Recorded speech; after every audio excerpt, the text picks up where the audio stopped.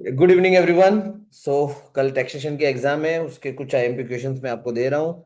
और आज का पेपर भी आपने देखा होगा, कॉरपोरेट का जो भी था मोस्ट प्रोबेबली अपने आईएमपी क्वेश्चंस में से ही था। एक बार मैं आपको क्विकली बता देता हूँ। प्रॉफिट प्रायरर का एक क्वेश्चन पूछा गया था।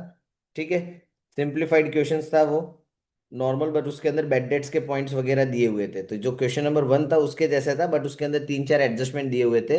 और आपको बता दूं, प्रीवियस ईयर का बैठा क्वेश्चन पूछ लिया इन्होंने, जो लास्ट ईयर एग्जाम में पूछा था वो का वही प्रॉफिट प्रायरर में पूछा है। बिजनेस परचेज भी सिंपल क्वेश्चन था, जितने मैंने 3-4 क्वेश्चन आपको दिए हैं उसके जैसे ही क्वेश्चंस थे उसके अंदर।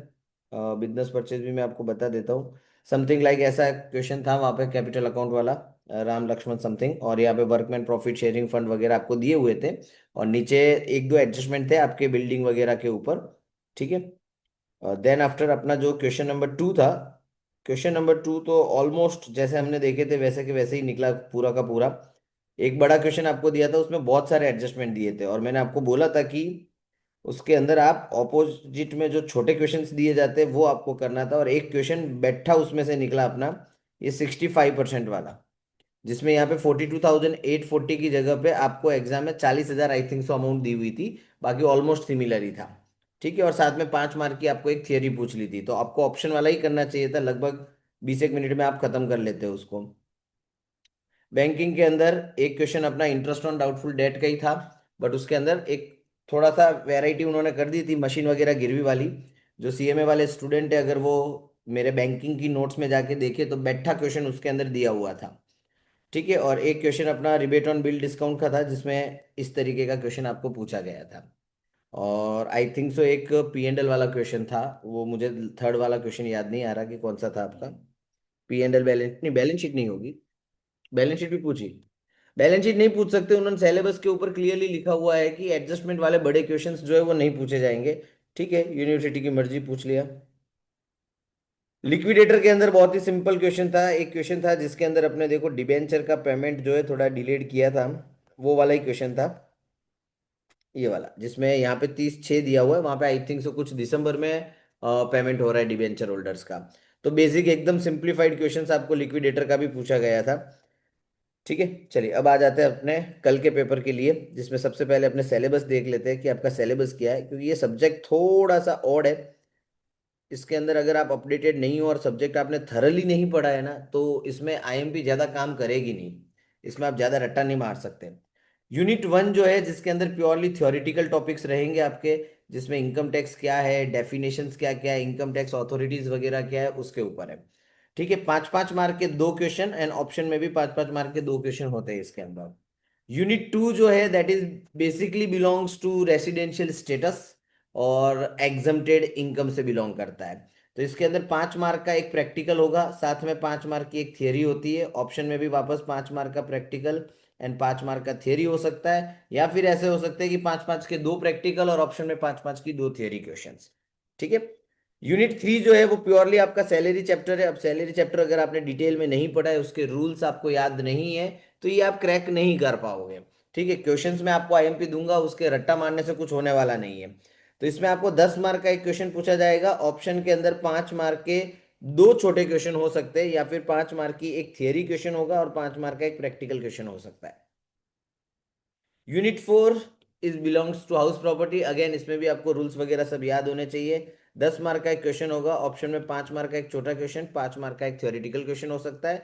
सेकंड ऑप्शन यूनिवर्सिटी ऐसा कर सकती है, 10-10 मार्क के दो प्रैक्टिकल, या फिर 10 मार्क का एक प्रैक्टिकल सामने 10 मार्क का एक थ्योरी क्वेश्चन हो सकता है। एक बार अपने पास्ट पेपर देख लेते हैं, so you will get some idea. आप देख सकते हो क्वेश्चन नंबर 1 में इन्होंने merit and demerit indirect tax की पूछी है, उसके बाद एओपी एंड बीओआई का डिफरेंस पूछा है। मतलब पहले 5-5 मार्क के दो थ्योरी क्वेश्चन, ऑप्शन में वापस दो theory question, tax avoidance, tax planning and settlement commission के ऊपर। सो ये पूरा का पूरा आपका थ्योरेटिकल हो गया। फिर रेसिडेंशियल स्टेटस अगर आपको आता है तो एक छोटा सा क्वेश्चन पूछा जाता है उसके अंदर, जिसमें आपको उसका स्टेटस चेक करना है। और ये सबसे इंपॉर्टेंट है, ये कल के एग्जाम में भी आपको मिलने वाला है, कि कोई भी 5 इनकम का नाम बताइए जो फुल्ली एग्जम्प्टेड है। ठीक है, तो कोई भी 5 लिख के आ जाना है। ऑप्शन में आप देखोगे तो इंसिडेंस ऑफ इनकम का एक क्वेश्चन दिया हुआ है इन्होंने। ठीक है, 5 मार्क के अंदर, कि अगर आप आरबीओआर हो, एनओआर हो, एनआरआई हो, तो आपको टैक्स कितना लगेगा। और एक शॉर्ट नोट वापस पूछी इन्होंने टीडीएस की। फिर क्वेश्चन नंबर 3 प्योरली अपना सैलरी का क्वेश्चन 10 पॉइंट के साथ, ऑप्शन में दो छोटे छोटे क्वेश्चन, एक ग्रेजुटी का क्वेश्चन है और एक रेंट फ्री एकोमोडेशन का क्वेश्चन है। 5-5 मार्क में ये दोनों पूछे हैं। अगर आपको बाकी सारे रूल्स अच्छे से आते हैं तो गो विथ ऑप्शंस। ऑप्शंस आपके लिए ज्यादा इजी रहेगा, बाकी ऊपर वाला भी कर सकते हो, कोई प्रॉब्लम नहीं है। क्वेश्चन नंबर 4 फिक्स पैटर्न वाला आपको मिलेगा। दो घर आपको सेल्फ ऑक्यूपाइड ही मिलने वाले, एक लेट आउट ही मिलने वाला है। कोई इसके अंदर रॉकेट साइंस वाला क्वेश्चन यूनिवर्सिटी नहीं पूछेगी, सिंप्लीफाइड क्वेश्चन आपको पूछा जाएगा। ठीक है। और उसके बाद आपको ऑप्शन के अंदर एक एनएवी का क्वेश्चन पूछा है और एक थ्योरेटिकल क्वेश्चन इन्होंने पूछा है। ओके, चलिए अब मूव करते हैं अपने आईएमपी टॉपिक्स के ऊपर। इंट्रोडक्शन एंड डेफिनेशन जो हमारा पहला है, उसके अंदर आपको ये वाला क्वेश्चन पूछा जा सकता है 5 मार्क के अंदर, या फिर 10 मार्क के अंदर भी पूछा जा सकता है, प्योरली थ्योरी क्वेश्चन। कि बताइए ओल्ड एंड न्यू रिजाइम जो टैक्स स्लैब है वो क्या है, टैक्स रेट्स क्या है। ये एक्चुअली दूसरा क्वेश्चन है, साथ में वो इसके अंदर मर्ज हो गया है। Right a short note on step and slab system of taxation, ये आपकी बुक में दिया हुआ है, छोटा सा क्वेश्चन है कि स्टेप सिस्टम क्या होता है, स्लैब सिस्टम क्या होता है। New tax regime and old tax regime जो भी है अपना डिफॉल्ट वाला, ओल्ड वाला मैंने यहाँ पे मेंशन कर दिया है, आप देख लेना एक बार अच्छे से। ठीक है, इसमें समझाने लायक कुछ है नहीं। और न्यू वाला जो यहाँ पे मैं पीडीएफ शेयर करने वाला हूँ, उसके अंदर आपको है ना, ये मैंने एडजस्टमेंट ईयर 26-27 का भूल से आ गया है, लेटेस्ट वाला मेरे पास अवेलेबल था। बट अपने लिए तो एडजस्टमेंट ईयर है ना 25-26 चल रहा है बुक के लिए। तो आप ये वाला नोट डाउन कर देना, up to 3 lakh 0, 3 to 7 5%, 7 to 10 10%, 10 to 12 में 15, एंड 12 to 15 में 20, एंड मोर देन 15 में 30%। ठीक है, तो ये बहुत ही इजी क्वेश्चन रहेगा अगर ऐसा थियोरिटिकल आपको पूछा गया तो। अब आपको tax planning, tax avoidance, tax evasion, tax management, इसमें से किसी भी दो के डिफरेंस आपको पूछे जा सकते हैं, किसी भी दो के। बोले प्लानिंग एंड अवॉइडेंस का बताओ, प्लानिंग एंड एविएशन का बताओ, अवॉइडेंस एंड एविएशन का बताओ, या प्लानिंग एंड मैनेजमेंट का बताओ। तो मैंने क्या किया है, मैंने चारों चीजों को यहाँ पे एक टेब्यूलर फॉर्म के अंदर रख दिया है ताकि आप उसको इजीली याद कर सको। ठीक है, तो ये पूरी टेबल आप अच्छे से देख लेना कि टैक्स प्लानिंग वगैरह क्या होता है, आपको आइडिया आ जाएगा। एक और क्वेश्चन हो सकता है कि what are the methods of tax planning. यहाँ पे मैंने आपको सिर्फ सिंप्लीफाइड क्वेश्चंस रखे हैं, सॉरी आंसर रखे हैं। शॉर्ट टर्म टैक्स प्लानिंग क्या है, long term tax planning, permissive tax planning होती है और एक होती है पर्पसिव टैक्स प्लानिंग। ठीक है, इसके अंदर आप अपने हिसाब से 4-4 लाइनें लिख लेना। शॉर्ट टर्म लॉन्ग टर्म तो आपको आइडिया होगा, परमिजिव का बेसिकली मतलब होता है कि जो लॉ में परमिजेबल है, एंड पर्पसिव का मतलब होता है किसी स्पेसिफिक पर्पज के लिए टैक्स प्लानिंग करना। ठीक है, तो ये भी 5 मार्क में पूछा जा सकता है। फिर ये वाले क्वेश्चन के चांसेस मुझे लग रहे हैं कि आपको बताना है कि इसमें से पर्सन कौन सी डेफिनेशन के हिसाब से है, जैसे नहीं इंडिविजुअल, फर्म, एओपी, बीओआई। तो ऐसे 5-6 नाम आपको दिए हुए होंगे।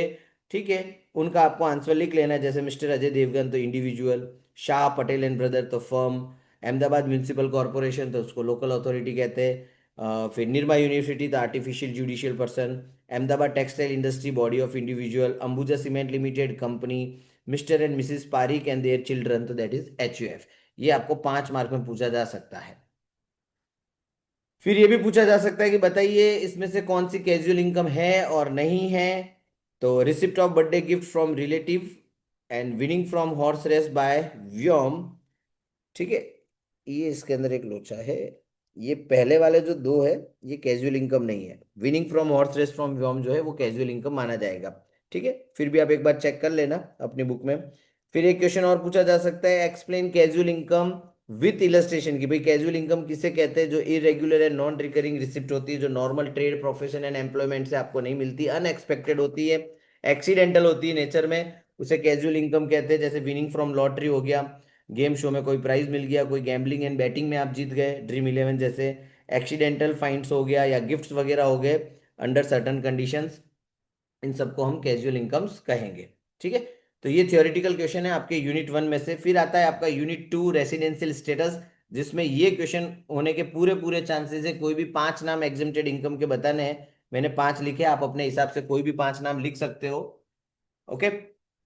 फिर short note on incidence of tax, जिन्होंने टैक्सेशन पढ़ा है ग्रुप 1 वालों ने, उनके लिए इजी है कि आरओआर, आरएनओआर एंड एनआर के लिए टैक्सेबिलिटी क्या रहेगी इन अंडर डिफरेंट सिचुएशन। तो वो सारी मैंने यहाँ पे कोट कर दी। अगर आपको पूछे इंसिडेंस ऑफ टैक्स तो ऐसी की ऐसी टेबल आपको ड्रॉ करके वहां पे आ जाने का। फिर एक और क्वेश्चन जो मुझे लग रहा है पूछा जा सकता है, चांसेस कम है, बट परमानेंट अकाउंट नंबर, पान नंबर क्या होता है उसके बारे में थोड़ा आपको जानकारी यूनिवर्सिटी वालों को देनी है। कि ठीक है 10 digit alpha numeric identifier number होता है जो इंडियन इनकम टैक्स डिपार्टमेंट है वो टैक्स पेयर को इश्यू करता है। उसके की फीचर्स दिए हुए हैं, फिर कहाँ कहाँ उसकी ज़रूरत पड़ती है, ठीक है, कौन कौन से ऐसे ट्रांजेक्शन है जिसमें पान कार्ड जो है वो मैंडेटरी है, तो ये खास याद रखना। खाली ऐसा भी पूछा जा सकता है कि वो ट्रांजेक्शन्स बताओ जिसमें पान कार्ड मैंडेटरी है फाइनेंशियल एक्टिविटीज के अंदर। तो ये आप एक बार अच्छे से देख लेना। उसके बाद जो 5 मार्क में आपको क्वेश्चन पूछे जाते हैं रेसिडेंशियल स्टेटस के, ठीक है, मैंने करंट एडजस्टमेंट ईयर जो हमारा है उसी के हिसाब से मैंने इसको फ्रेम किया है ताकि आपको कोई प्रॉब्लम ना हो। अगेन रूल्स आपको याद रखने पड़ेंगे। मिस एमी जो है वो यूएस में रह रही है सिंस लास्ट 25 ईयर से, एंड कुछ टाइम पीरियड से उसने इंडिया में विजिट किया है। तो आपको ईयर के नाम भी दे दिए, ईयर दे दिया, और उसके सामने कितने दिन तक वो इंडिया में रही उसकी लिस्ट आपको दी हुई है, ठीक है। आपको रूल्स याद ना हो तो मैं एक बार वापस क्विकली रिकॉल करवा देता हूँ कि सबसे पहले आपको चेक करना है 182 डेज वाला। अगर प्रीवियस ईयर में 182 डेज या उससे ज़्यादा हो जाता है तो आपको और कोई कंडीशन इसके ऑप्शन वाली चेक करने की जरूरत ही नहीं पड़ेगी। हमारे इस क्वेश्चन में आप देखो प्रीवियस ईयर में 270 है तो ये वाली कंडीशन फुलफिल हो गई। तो 60 एंड 365 वाली चेक करने की जरूरत नहीं पड़ेगी। उसके बाद हमको चेक करना होता है कि भाई वो कम से कम 2 बार आरबीएनआर हो 4 out of 10 preceding previous year. तो अगर आप प्रिसीडिंग प्रीवियस ईयर की बात करो तो अगर आप पिछले कोई भी 10 सालों में 2 बार देखो, ये 200 है, यहाँ पे 300 है, मतलब दोनों में 182 वाली जो हमारी कंडीशन है वो फुलफिल हो रही है। सो 2 टाइम्स आरबीएनआर में भी यस आ गया। फिर 7 प्रीसीडिंग प्रीवियस ईयर में 730 डेज वो इंडिया में होना चाहिए। तो प्रीसीडिंग प्रीवियस ईयर से अगर आप काउंट करो तो 1 2 3 4 4 साल का ही डेटा हमारे पास अवेलेबल है, चारों का टोटल करोगे तो 780 के अराउंड हो रहा है। मतलब अगेन 730 डेज से ज्यादा हो रहा है। सो आंसर होगा यस। उसने सारी कंडीशंस फुलफिल कर दी, so he and she will become ordinary resident. ठीक है, फिर एक ऐसा क्वेश्चन पूछने के चांसेस रहते हैं कि रिकी पॉन्टिंग जो कि एक ऑस्ट्रेलियन सिटीजन है रेगुलरली इंडिया विजिट करता है during last 11 years including previous year, but month कौन से दिए, अक्टूबर नवंबर दिसंबर में वो हर साल आता है। तो पूछा है कि भाई 25-26 में रेसिडेंशियल स्टेटस क्या होगा। और फिर पूछा है कि अगर मंथ चेंज कर देवे हम सितंबर अक्टूबर नवंबर तो क्या कोई आपके आंसर में चेंजेस होंगे। अब सोचो अक्टूबर नवंबर दिसंबर कितने दिन हुए, अक्टूबर के 31, नवंबर के 30 और दिसंबर के 31, तो टोटल कितने हो गए 92। और अगर इसकी मैं बात करूं, अगर हम डेज गिने तो 30, 31, 30, तो इट विल बिकम 91। ठीक है, मैंने यहाँ पे देखो एकदम बेसिक तरीके से ऐसे पिछले 11 सालों में 92 लिखा है। अब आपको चेक कर लेना है 182 डेज तो बट ऑब्वियस इसमें तो होगा नहीं, बट 60 डेज तो यस प्रीवियस ईयर के अंदर 60 डेज था। फिर 365 days out of 4 preceding year, तो आप गिन सकते हो यहाँ पे 1 2 3 4, 368 होने वाला है। सो ये वाली कंडीशन भी फुलफिल। फिर अगर आपको चेक करना है कि भाई 2 टाइम्स वो आरबीएन और है कि नहीं तो आराम से हो जाएगा, क्योंकि अपना जो 60 एंड 365 वाली कंडीशन है वो 2 बार पूरी हो जाएगी। और टोटल करने पे 730 डेज से ज्यादा अगर हो तो ही वो कंडीशन मानी जाएगी, लेकिन यहाँ पे अपना आंसर आएगा नो। 7 प्रीसीडिंग ईयर आप कैलकुलेट करके देख लीजिए, 1 2 3 4 5 6 7, आई थिंक सो होना चाहिए। कैलकुलेट कीजिए 92 × 7।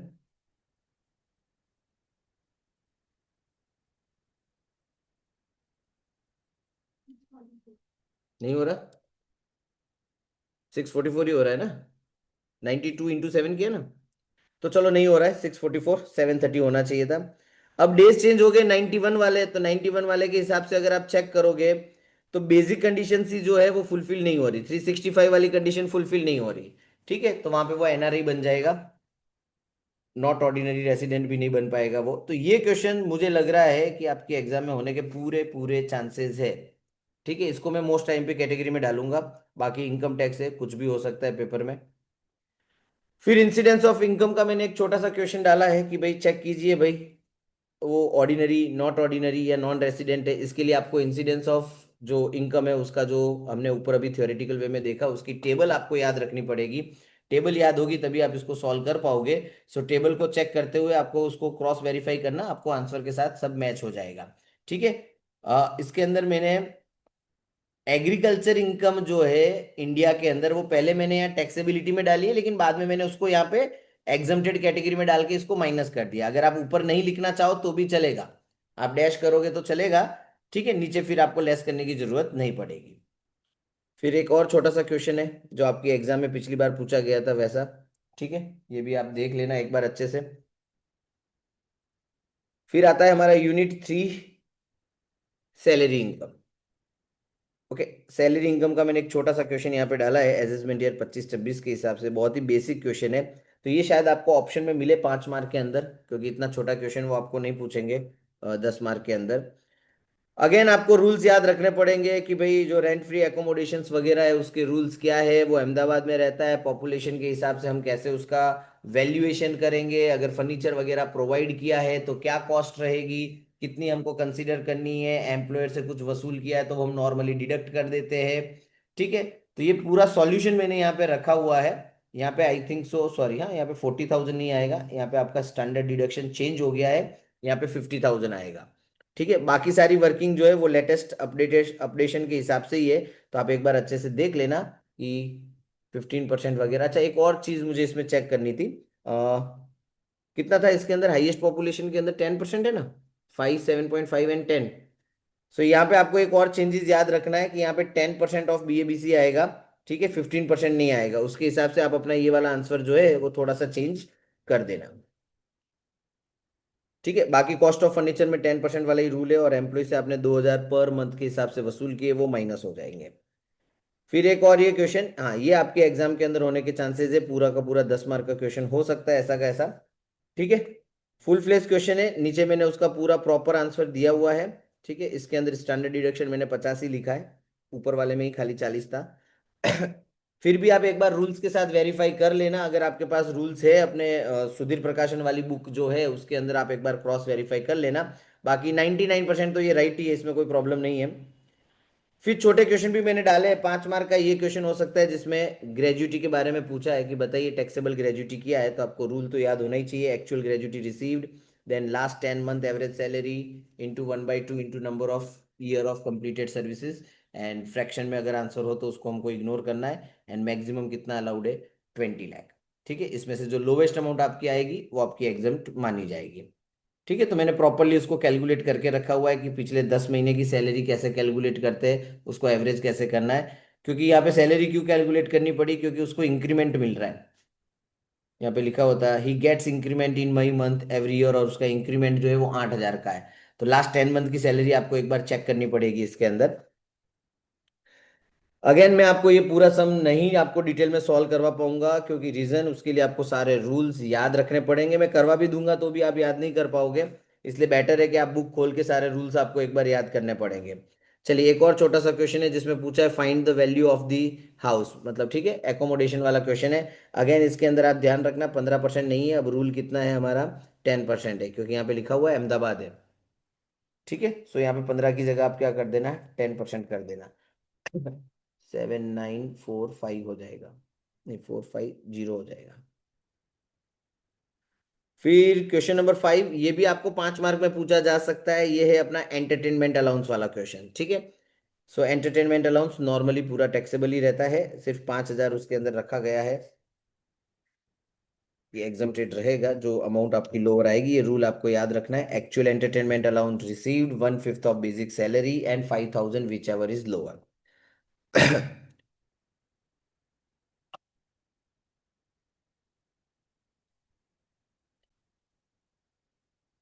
चलिए, और इसमें आपको हाँ ये भी ध्यान रखना है, मैं बताना भूल गया कि गवर्नमेंट एम्प्लॉय के लिए जो है उसके लिए ये रूल है, हाँ।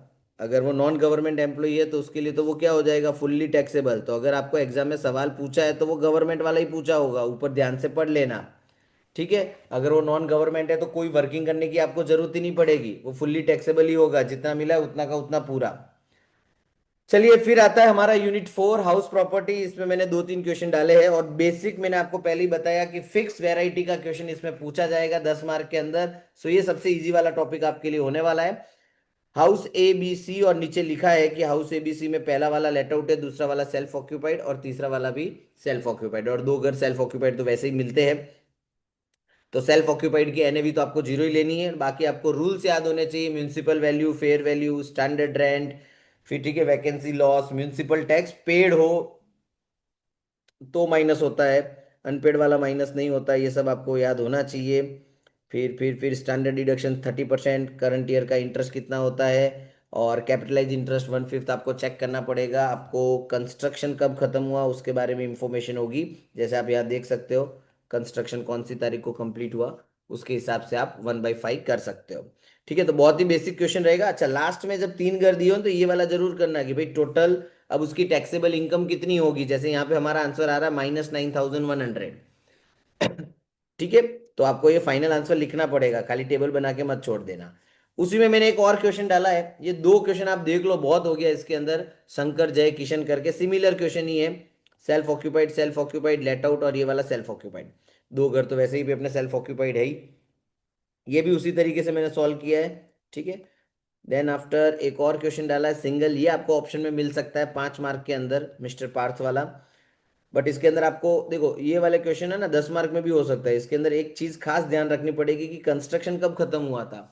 13/11/24 को आपके प्रीवियस ईयर में ही कंस्ट्रक्शन खत्म हुआ है, तो आप तो नवंबर के बाद ही इसको लेट आउट कर पाओगे, पहले तो कर ही नहीं पाओगे। तो यहाँ पे सारी चीजें 4 महीनों की ही करनी पड़ेगी आपको, 31 मार्च तक, दिसंबर जनवरी फरवरी मार्च तक। ठीक है, तो नीचे मैंने आंसर में किया हुआ ही है, so you can check it properly कि जहां जहां पे भी मंथ्स का यूज होगा वहां पे मैंने 4 मंथ के हिसाब से कैलकुलेशन की है। थ्योरेटिकल क्वेश्चन अगर टाइम मिले तो करना, बाकी आप बड़ा वाला क्वेश्चन करके जाओ, इसके अंदर तो कोई प्रॉब्लम नहीं है। 5 मैंने शॉर्ट नोट रखी है, जिसमें से कोई भी एक हो सकती है। चांसेस इसकी सबसे ज्यादा है कि भाई बोरोड कैपिटल का जो इंटरेस्ट होता है वो कितना मिलता है। दूसरा एक अनरियलाइज रेंट वाला हो सकता है। ठीक है, ये 2 फोकस करना अगर करना हो तो, बाकी आप बड़ा वाला क्वेश्चन ही करके जाना, उसमें पूरे मार्क आ जाएंगे और टाइम भी कम लगेगा आपको। ठीक है, तो थोड़ा ये ऑड पेपर है क्योंकि इसमें सब रूल्स बदलते रहते हैं और पूरा का पूरा सब्जेक्ट जो है ये रूल्स के ऊपर है। सो अगर किसी के पास बिल्कुल टाइम नहीं और किसी ने टैक्सेशन नहीं पढ़ा है, so please focus on unit 1 2 and unit 4। Salary एक बार आप नहीं करोगे तो चलेगा, रेसिडेंशियल स्टेटस आपके लिए इजी रहेगा। और किसी ने रेसिडेंशियल स्टेटस नहीं पढ़ा है तो मुझे मैसेज कर देना, ठीक है, मैं वीडियो भेज दूंगा। तो यूनिट 1 में आप थ्योरेटिकल है, आराम से आप 2-3 घंटे में थियरी कर पाओगे, यूनिट 2 भी कर पाओगे और यूनिट 4 भी आप इजीली कर पाओगे। ओके, चलिए, ये थे आईएमपी क्वेश्चन हमारे टैक्सेशन के। अगली एग्जाम कौन सी है आपकी? इकोनॉमिक्स, कंटिन्यूटी में ही होगा। ओके, सो मैं इकोनॉमिक्स के जो क्वेश्चंस रहेंगे वो मैं अपडेट कर दूंगा, उसमें तो वैसे भी कुछ होता नहीं है, आप गप्पे ही मार के आने वाले हो। चलिए, बाय बाय, गुड नाइट।